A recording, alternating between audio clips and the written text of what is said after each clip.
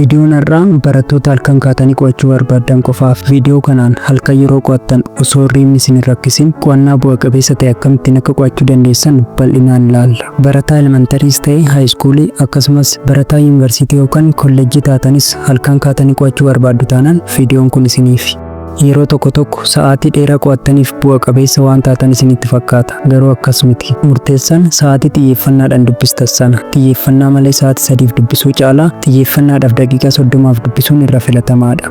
Kanaaf har'a dubbisni halkanii maal akka fakkaatu, maal gochuu akka qabdanii fi maal gochuu akka hin qabne akkasumas haga sa'aatii meeqaatti dubbisuu akka qabdan kan ilaallu ta'a. Viidiyoo gadhumaatti dhaggeeffachuu hin dagatinaa.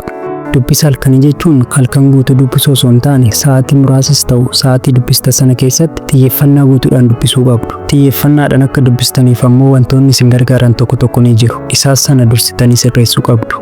Inni jalqabaa akkuma hirriibaa kaataniin osoo qo'annaa hin eegalin dura wanti sirreessuu qabdan iddoo qo'annaa keessan ta'uu qaba. Kana jechuun siree keessan irra ciistanii qo'achuun gara hirriibaatti waan isin harkisuuf siree keessan irra ciistanii qo'achuu qabdan. Sababni isaa xiqquma ciisa jettanii achumaan hafuu dandeessu waan ta'eef.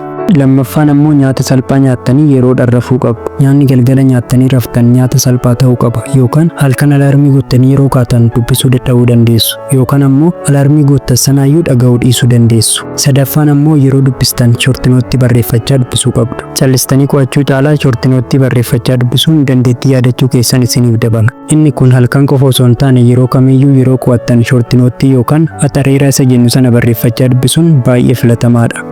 Afraffaan ammoo iddoo ifti gaariin jirutti dubbisuudha. Halkan yeroo qo'attan iddoo laayitiin baay'ee hin jirre fakkeenyaaf shaamaa yookaan diimlaayitiidhaan qo'achuun hirriibni akkasiin qabu taasisa. Kanaaf ifaa keessa sirreessuun iddoo ifti sirriitti jirutti qo'achuuf yaala. Shanaffaa irratti ammoo yeroo halkan dubbistan wanti gochuu qabdan gidduudhaan bishaan dhuguu fi teessoo keessan irraa kaatanii sochii qaamaa sasalphaa taasisuun baay'ee filatamaadha. Kana gochuun qo'annaa keessaniifis ta'e sammuu keessaniifis baay'ee barbaachisaadha. Inni kun sa'aatii dheeraa qo'achuuf illee baay'ee isin gargaara.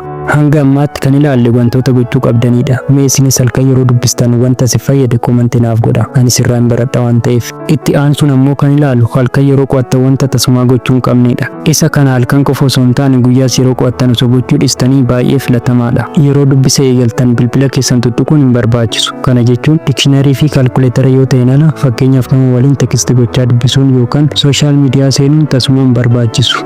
Inni biraa ammoo halkan yeroo kaatanii dubbistan dirqama hanga bari'uttan dubbisan jedhina. Hanga dubbisuu qabdan xiyyeeffannaadhaan dubbistanii rafuu dandeessu. Asirratti garuu dubbisa xumure jettanii sooshaal miidiyaa tiktaakii yookaan FB akkasumas kanneen biroo fayyadamuun isa dubbistan sana isin dagachiisuu danda'a. Kanaaf akkuma dubbisa xumurtanii rafuu qabdu. Isinis halkan yeroo dubbistan wantoota si fayyade koomentii naaf gochuun dagatina. Viidiyoon irraaf qabadde kana fakkaata. Yoo isinitti tole sabiskiraayib gochuun maatii ta'a. Torbee sagantaa biraatiin hanga walitti deebinutti torbee gammachuu isiniif haa ta'u.